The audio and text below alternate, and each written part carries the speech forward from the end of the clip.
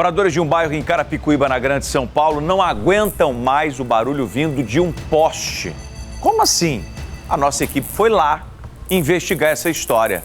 É que a instalação fica em frente a um posto de saúde e bem perto de uma escola. Veja só que curioso.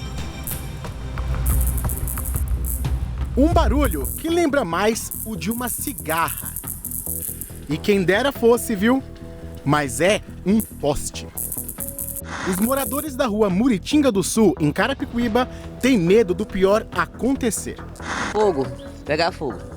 A Marta, que mora bem em frente ao local, já abriu mais de 30 protocolos na Enel e teve que ouvir desaforos do atendente. Já ligou várias vezes, eles vêm, mexeram com tipo um varão, cutucou e foi embora. Eles não querem trabalhar, não querem arrumar, né? Senão tinha arrumado. Desde o ano passado tá assim, até agora nada. Dona Maria diz que é comum os postes pegarem fogo na região e tem medo. Explodir, matar as pessoas, né?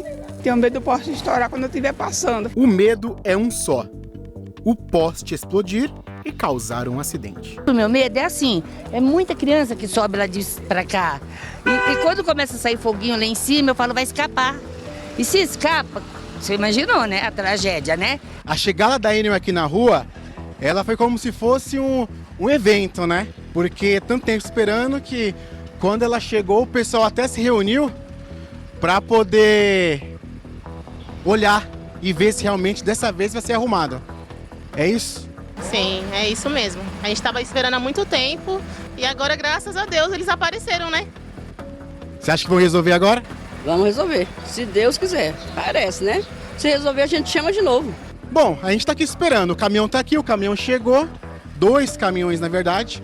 Vamos ver se realmente agora vai resolver. Bom, em nota, a Enel informou que o serviço foi concluído e a energia elétrica restabelecida ontem à tarde. SBT News, o maior canal de notícias do YouTube.